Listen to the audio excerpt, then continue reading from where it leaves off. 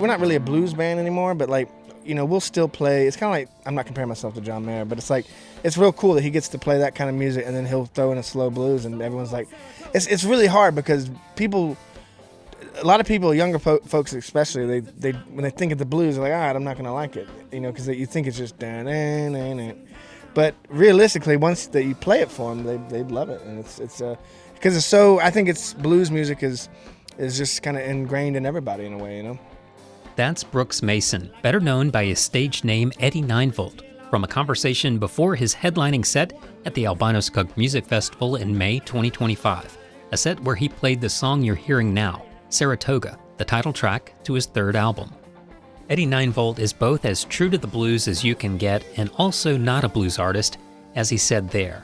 And he's not wrong when he said that a lot of especially younger people do not get what is special about blues music because of the perception that it has not evolved beyond relying on that decades-old riff. And he should know about young people, seeing that he is only 29 himself. Blues is often seen as music for baby boomers because they became fans when the genre was still being celebrated by their generation's pioneers in rock and roll, like the Rolling Stones and Janis Joplin, and embodied in blues champions like Taj Mahal, Stevie Ray Vaughan, George Thorogood, and to an extent, Bonnie Raitt. But blues music was always a young person's arena, at least when it started. Mamie Smith began her recording career at age 19, Little Walter at age 17, Robert Johnson was 25 when he recorded for the first time. The list goes on and on. Robert Johnson's mythical meeting with the devil at the crossroads where he made his Faustian bargain for mastery of the guitar synced perfectly with his mysterious death and his immortalizing rediscovery with the 1961 Columbia Records release King of the Delta Blues Singers. But that myth extended beyond Johnson himself. It paid massive dividends to blues music in general, as it was picked up by a new generation of players who latched on to those otherworldly sounds as they invented rock and roll. Whether it was the edgy allure of the myth itself or perhaps an extended payout on the deal, you can wonder, but we can all be sure that blues music was relevant in a new way to new generations that would make his songs, like Crossroad Blues, known worldwide. But today, where are we with the blues as a genre? We will hear a lot about that from Eddie 9V, as well as WNCW Blues host Mike Dew, who took part in our interview. From the so-called blues Nazis harshing on anyone playing variations on the original hits, to the decline in blues music venues, to Generation Z barely taking up guitar playing anymore, there are many challenges now facing the form. But there's plenty of evidence that, like the myth of the crossroads, blues itself is enduring, even flourishing with innovation and new energy. We talk about all that and a whole lot more, including more live music from Brooks Mason coming up. I'm your host, Joe Kendrick, inviting you to our episode on Eddie 9V on Southern Songs and Stories.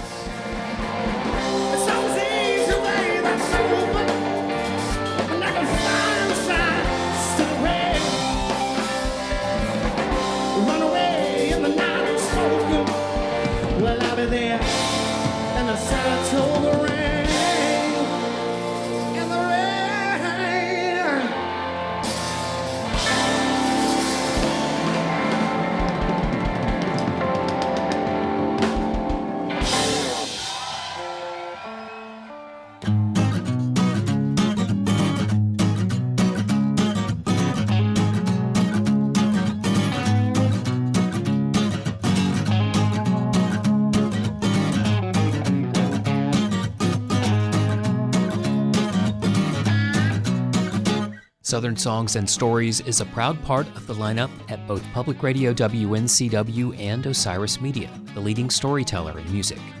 Follow Southern Songs and Stories wherever you follow podcasts, with more at southernsongsandstories.com. You can engage with us on social media. Southern Songs and Stories is on Facebook at Southern Songs and Stories, on Instagram at South Stories, and my YouTube channel is Joe Kendrick NC.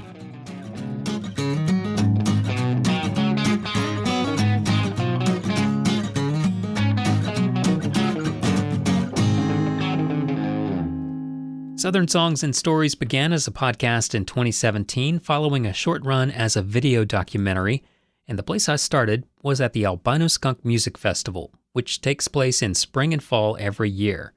I've not missed a festival since and have produced many episodes in this series on artists who've played there, from Sierra Farrell to the Ruin Brothers, Daryl Scott, the Warren Treaty, and many more. Skunk Fest has served as the backdrop for many of my favorite episodes of the podcast. Now joining those ranks is Eddie Ninevolt from his appearance at the festival in May 2025. Eddie Ninevolt began as an offshoot of Brooks Mason's former group, Preacher Van, which was an indie rock band that, as Brooks told us, just couldn't really break out of the mold. When Preacher Van came back from a tour, they played as Eddie Ninevolt to make up for their meager returns.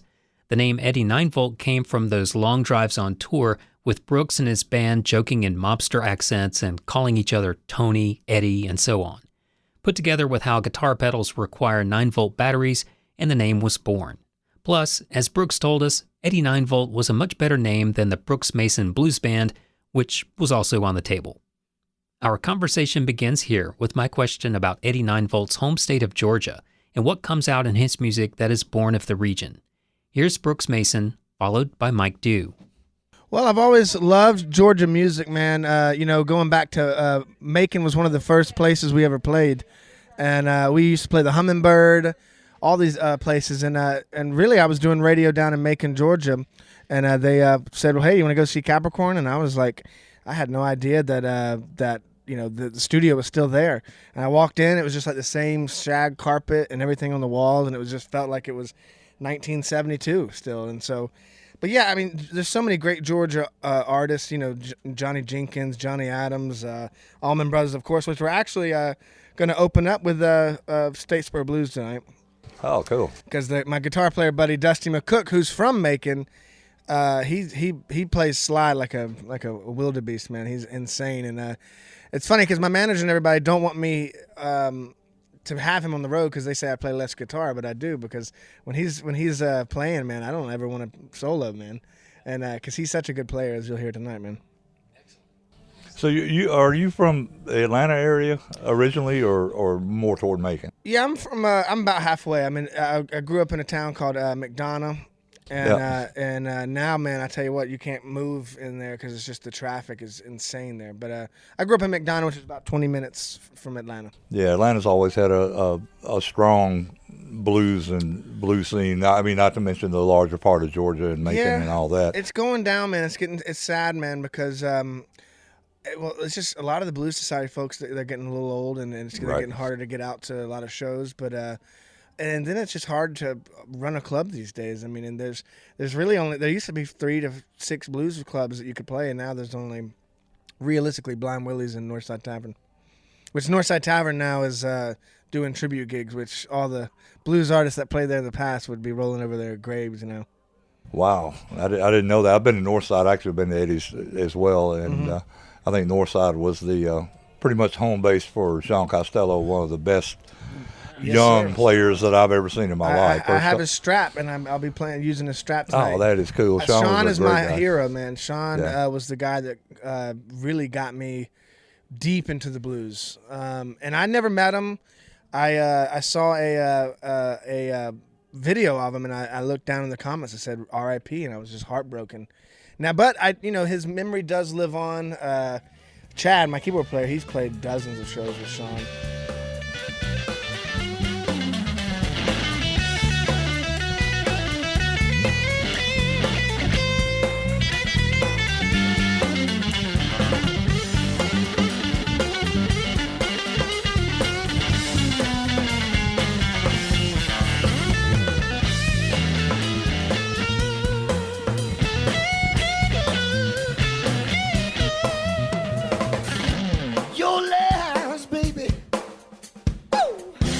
What I was feeling inside,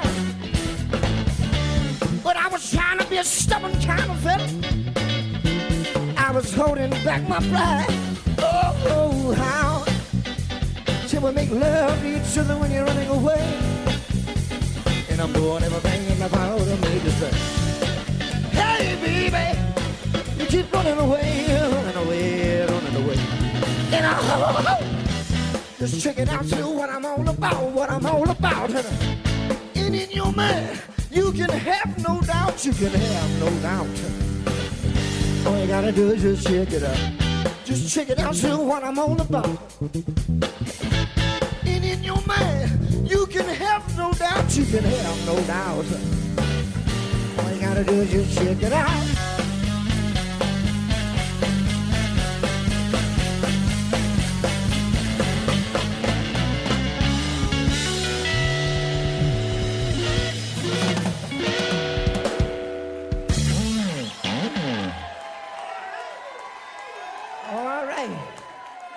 Feeling good.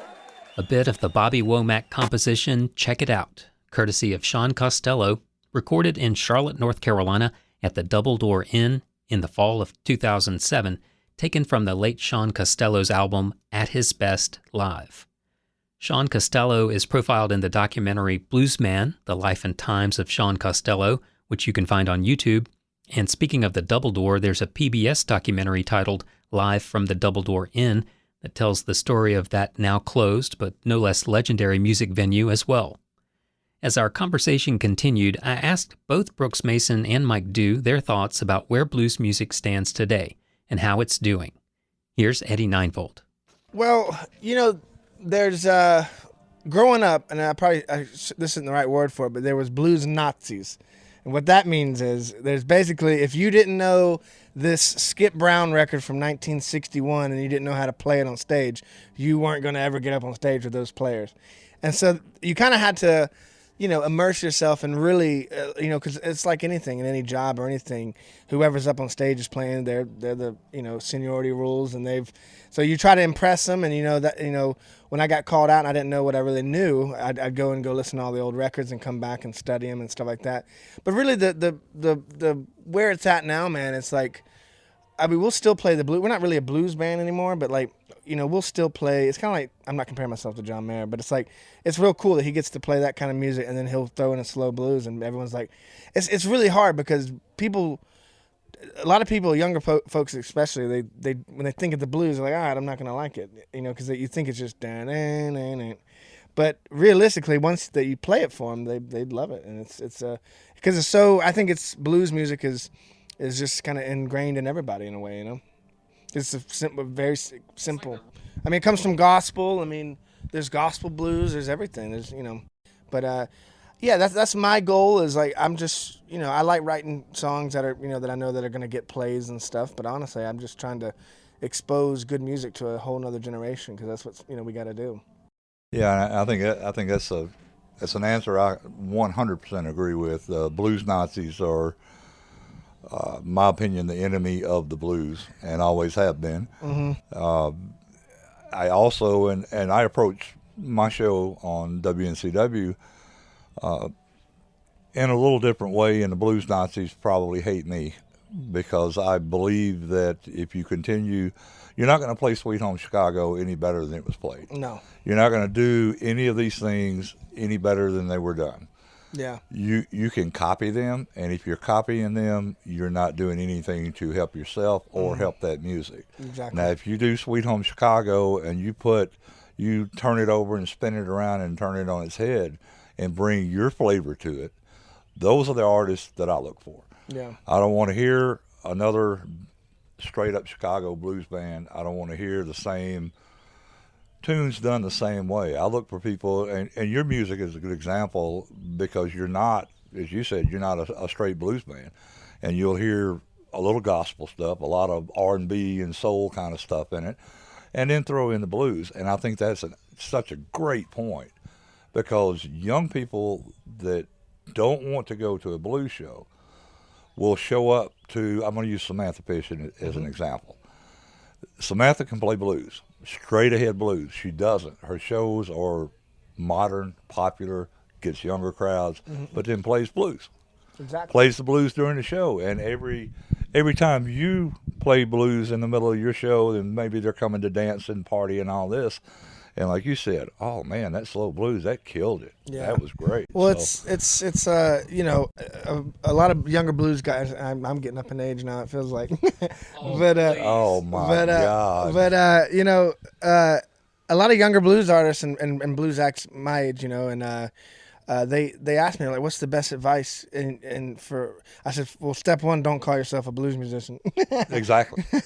Just call yourself an American, or not American, but like a Americana. Call it outlaw, whatever it is. And then like I said, I mean, Charlie Crockett plays plenty of blues. Marcus King. I wouldn't say he's a blues artist, but he can win a blues Grammy. Yeah, it's neat to see all this play out as far as handles. And everybody wants to have like a one word or two word descriptor of like, okay, what kind of music is it? Okay, it's blues, and so now you've got the idea of blues. But it's neat to see how you either try to stay in that lane, quote air quotes lane, but then again, why? Yeah. So you can do so many interesting things, and you're loosely a blues artist, but you're really not. I mean, it's like there's so much going on in your music. Well, and that's what I think we were talking about before. It's like I was when I started this band. I mean, it was just something to get extra money on the sides, playing at these blues clubs like Blind Willie's and Northside Tavern, and yeah, it was never meant to be a touring road band. Like I was never did that. And so honestly, I wrote some. I have an old typewriter that I've typed so many people on it. Everybody from Derek Trucks to Steven Stills. And because it's just an interesting way to get in touch with people. But not. So I typed out a written letter to Roof Records and Alligator Records, and when I was probably early 20s, and Roof Records was the one that they picked it up. They liked it. Alligator Records said the record was too dirty, which I'm like, that's the definition of what blues should be. Yeah.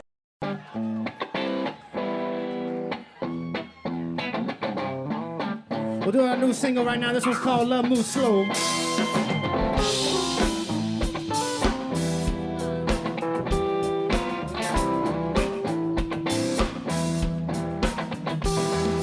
Baby girl, I've been thinking about things and lately, do you feel the same? Somehow we took a wrong turn and ended up on Lonely Street for a while. So tell me what you want, show me what you need. I'll get you a car, baby, meet me there. Meet me downtown at our favorite spot. Spirits, devil, trying to tear us apart now. Ain't it funny how life just moves so fast? But love, our love moves so slow. Another live one from Eddie 9V from his Albino Skunk Music Festival performance, May 10th, 2025. Having seen him play the festival twice before, I noted that he has a penchant for improvising lyrics on the spot, and I asked him about his inner wordsmith. Well, I'll probably make up lyrics tonight because last night at the show I was forgetting lyrics. I don't really have a good mind of remembering stuff, but it all stems from my Uncle Brian, who got me and my brother started in music, and we would play at my family's little get-togethers, and he would just sit there and we'd say we're gonna do DCG, and he'll sing a melody of a song, but he'll make up the like we used to do this song Great White Buffalo by Ted Nugent, but we never played that Great White Buffalo. He called it Great White Holstein because that's where the cows are on the hill. So he just sing Great White Holstein. But I get a lot from him, and honestly, I played Fat Matt's when I was probably 17 years old, a little barbecue joint in Atlanta. We'd play for 4 hours, sometimes 3.5 hours straight. And for $100, they gave the whole band $100. Still to this day, they don't believe in inflation. And yeah, they More things changed, the more they stayed the same. I know, but yeah, I would just come up with lyrics, and half the songs we write, man, usually we have the music written first, and I just have a few beers and go in on the mic and just try it until I'm like, okay, I'm good with that. Paying those dues, man. It's like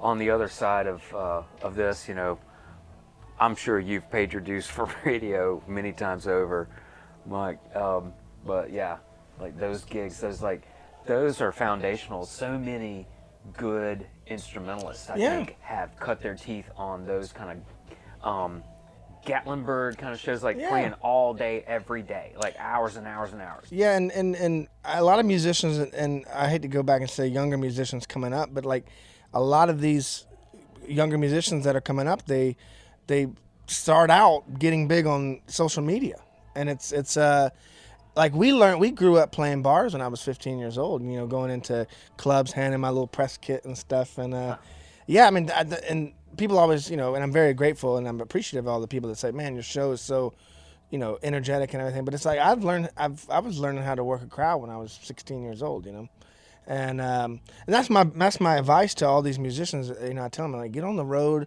It's hard. It's harder than hell than it's ever been to get started on the road. But if you do it that way and you build it organically, I really feel like people will. You're not going to be a flash in the pan. It's going to be more people like, this guy is authentic, you know, type thing. Showmanship. Exactly. And you've got it. I mean, let's talk about that. Well, thank you. And how important that is. Yeah, man. You know, your job as a leader, you want to make your band feel equally and just as good as you do. And you want to make sure that they're recognized, because, you know, people ask me all the time, how you keep a band so long? It's like, well, we're brothers. Literally, two of us are brothers. But you know, I give Chad, my keyboard player, I give him a solo every song. I mean, he's playing every song, and you know, I recognize, even if it's a different sound guy every night, I recognize him, you know. And so that's a thing about showmanship. It's like, you know, the spotlight might be on you, but you got to make sure that the spotlight touches other people, and otherwise you're just going to be alone and bitter when you're old, you know, and have all your past musicians hating you, you know. But yeah, so that's what showmanship's about. Is about, because it's cliche, but it's all, if you make sure the band's having a good time, the band's smiling, that's going to radiate out to the crowd, you know.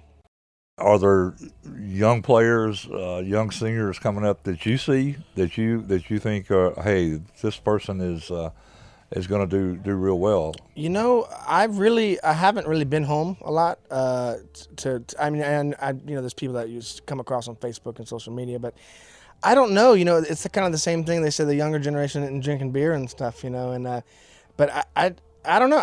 There will always be like singer-songwriter, you know, people with acoustic guitars and stuff, but I mean, you know, I don't know if you've probably seen this with that tall blonde girl, Leah.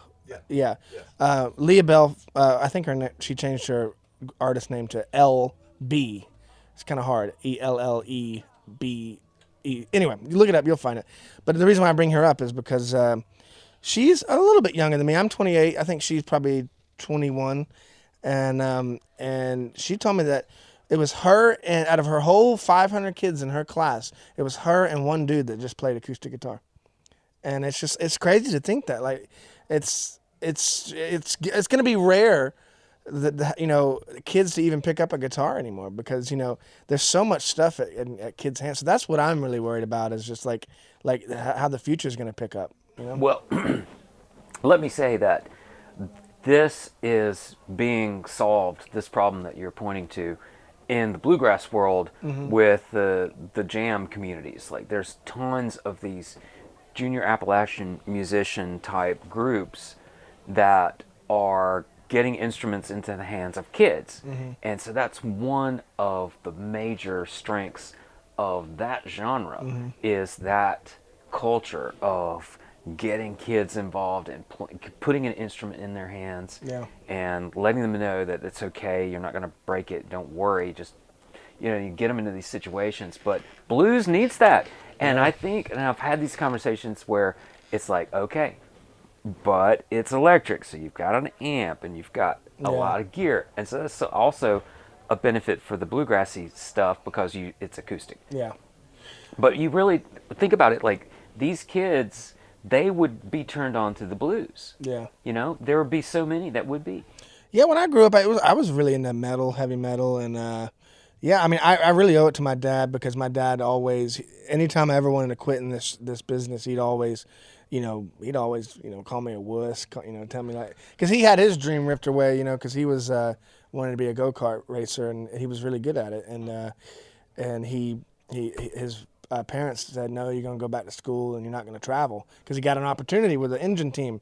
And so he'd always, that's why he'd, like, you know, like a great dad does, you know, they live through their kids, and he's always been supportive. And, you know, instead of buying a new car or truck, he's always given us, you know, new music gear. Yeah, that's cool. I mean, there's some great younger blues guys, especially you know, like DK Harrell. Right. He's great. Yeah, I don't. It's very weird the way the blues happen and kind of where it is now. You know, it's like I think black culture kind of abandoned it because it became like, you know, hey, this is a begging music. This is and then white folks took it over, and I don't know. It's in a weird place, but you know, everything comes in cycles, and. You just gotta, as a white guy trying to play the blues, you know, you just gotta try to present it as authentic as you can without. And you present your truth and your music and your story, and I think that's for me personally, that's what divides either something I enjoy or I don't enjoy. If you play everything note perfect and you're not putting your story and your spin and your well, you know, I don't write about. My blues, I don't write about like pain and suffering. I just think about yellow alligators. Yeah. Well, there's only one way I know how to end this train. And we gotta get down and funky. Since it's a little muddy, it's a little swampy. We're gonna do a little bit of yellow alligator, baby.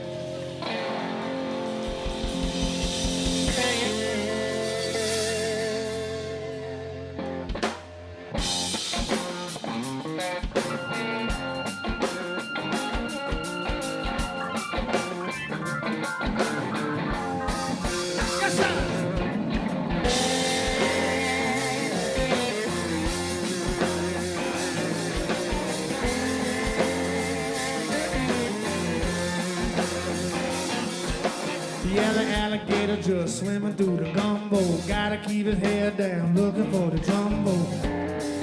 Yeah.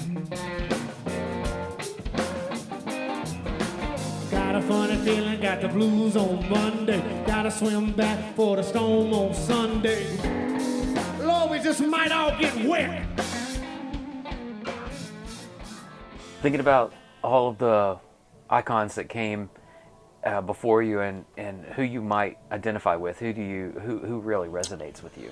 Well, Sean, of course, Sean Costello, going back way before Freddie King, Mike Bloomfield, B.B. King, obviously, Otis Rush, Mag Sam. I can go so much. Earl Hooker, but you know, if I've always wanted, if I could be one guy and remembered as one guy, I'd try to be like a Leon Russell type. You know, like I like getting together bands and like he did, like getting together different musicians that just work perfectly, and that's what like the record Saratoga is. I was just kind of getting the right type of band for the song, you know, and yeah, because I like producing almost more than playing live on stage, you know, but Leon Russell's a huge influence, and I don't play piano, but I love Leon Russell, man. He's awesome. Well, when you produce, what's your gear? How do you help write? Do you just sort of oversee? What's the deal with? Well, it all depends on whatever the artist wants. Some artists, you know, and I'm just putting my foot in the producing world, you know. It's crazy after we've had a little bit of success with this last record. It's just like so many people are kind of coming to me saying, hey, you know, which I love that. And I think it's healthy to always be working on something else, you know, and it's great for the brain. But it all depends on the artist, you know. If they just like a guy that kind of like a Rick Rubin type, you know, that sits back and is like, that's good. Some people just like to say that, yeah, that was really good. But sometimes when you're paying a lot of money, you want them to say more than that, you know. Like, I'm not going to mention any names, but I had a guy that they did a record, and it was this artist that had hits and everything, and they would ask that he would just be on the back behind the board on his phone. I think that's terrible. I think that's a shame, man. But a lot of these producers take points. Yeah. Well, you know, the Saratoga record we did recently. The drummer of Nathaniel Rateliff produced a good bit of it. Pat Meese, he's great, man. He recorded Halo, Saratoga, and Delta, and we did the rest of it at our home studio where we do everything. So, but yeah, producing, you know, it's it's about getting the right players together, making sure they're in like Little Black Flies, my album, the first one I did.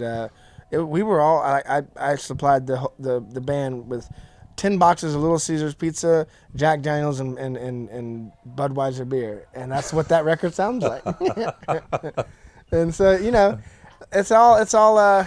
And we did that in Capricorn too. They were a little mad that we brought in pizza, but with all that vintage gear. But so the Jack Daniels and the beer was okay. It was the pizza that was the problem. I think it was the pizza. Yeah. We're gonna do a little thing by Mr. Al Green. All right. Y'all give it up now. From Gaston, Alabama, David Green, y'all.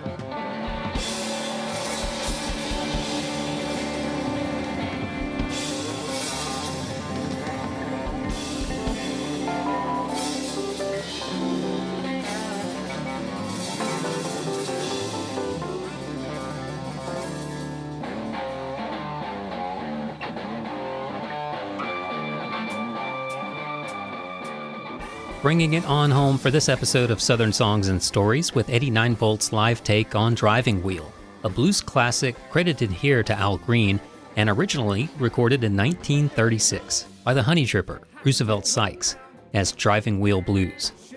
Thank you for taking this trip to the blues and beyond with 89 Volt and Mike Dew. I appreciate you listening. Please take a moment and help us reach new music fans, lovers of culture, and history buffs alike in our endeavor by simply telling a friend and following this series on your podcast platform of choice. And where you can, please give us a 5-star rating and take a moment to write a review, which makes an enormous difference for Southern Songs and Stories' visibility to new potential listeners. You can follow us on social media at South Stories on Instagram, at Southern Songs and Stories on Facebook, and you can view these episodes and a lot more on my YouTube channel at the handle Joe Kendrick NC. Like to read? We're now on Substack, where you can read the scripts of these podcasts and get updates on what we're doing and planning in our quest to explore and celebrate the unfolding history and culture of music rooted in the American South, and going beyond to the styles and artists that it inspired and informed. This series is a part of the lineup of both Public Radio WNCW and Osiris Media, with all of the Osiris shows available at osirispod.com. You can also hear new episodes on Bluegrass Planet Radio at bluegrassplanetradio.com. Thanks to Zig and everyone at the Albino Skunk Festival for their kind hospitality and for making this episode possible. Thanks to Joshua Ming for writing and performing our theme songs. I'm your host and producer, Joe Kendrick, and this is Southern Songs and Stories, the music of the South and the artists who make it.